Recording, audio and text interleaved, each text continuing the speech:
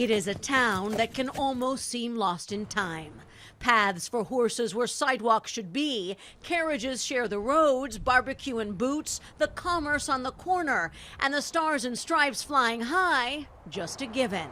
But the town of Norco in Riverside County isn't lost. It knows exactly what it wants and what it stands for.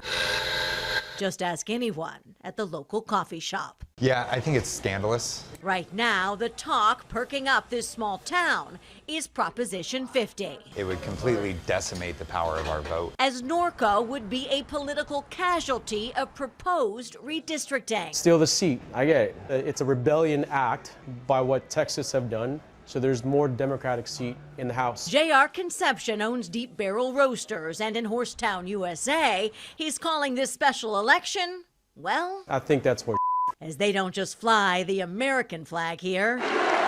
President Donald Trump won by a landslide last year, 72% of the vote. And for an entire generation, they've elected conservative Republican Ken Calvert to represent them 16 times. Politicians sometimes get up in the morning and think people vote Republican or they vote Democrat. Not necessarily.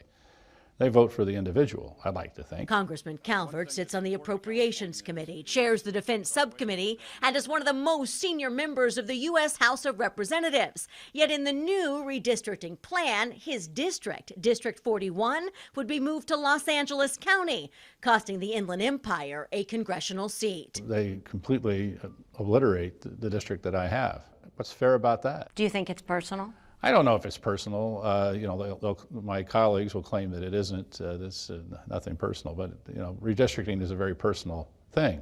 That's why it shouldn't be in the hands of politicians. He is one of only 9 Republicans representing California. Folks have been trying to defeat me for years, and they can't do it through redistricting or other means. So this is a way to just obliterate the district entirely. But at his campaign office in his hometown of Corona, he says what bothers him most is what a move like this does to California. Well, we went through a process to put redistricting out of the political process, take it away from the politician and give it to an independent, nonpartisan commission. Democratic lawmakers came up with Prop 50 so they can get permission from voters to significantly change the boundaries of 5 California congressional districts. Look at these maps. On the left, the current 52 U.S. House districts. On the right, what's proposed.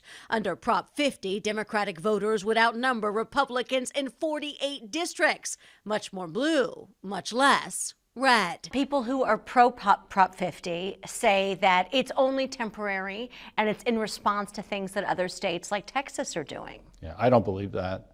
I think once the legislature gets that power back in the state of California, that they'll never let that power go back to the people. They'll keep it. As for Norco, these are 70 feet long. Their land, community, horses and all, would move to the new 35th district, joining Upland, Claremont, Ontario, and Fontana, all in a different county. It's almost like they were trying to punish Norco. Kevin Bash is on the city council and has worked with Congressman Calvert for more than a decade. To lose Ken, he has built 2 bridges, just gave us millions of dollars for a sewage treatment plant. The current District 35 is represented by Congresswoman Norma Torres, a lifelong progressive Democrat, pro-abortion rights, pro-immigration, born in Guatemala, and voted to impeach Trump twice. So I really, really worry that we're actually going to vote to get rid of the people's voice.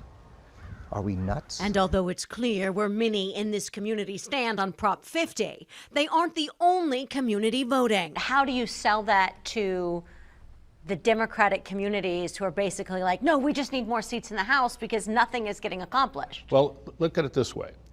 If you have nothing but one party in Congress from a particular state, and you have a president from another party as president of the United States, how do you get anything accomplished for your state?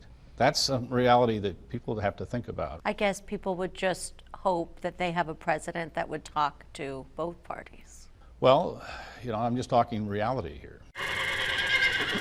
And when it comes to Norco, the fear for many is that their way of life in this proud, horse-loving, flag-flying, very red community may in fact not only be lost if Prop 50 passes, but also silenced. Joy Benedict, KCAL News.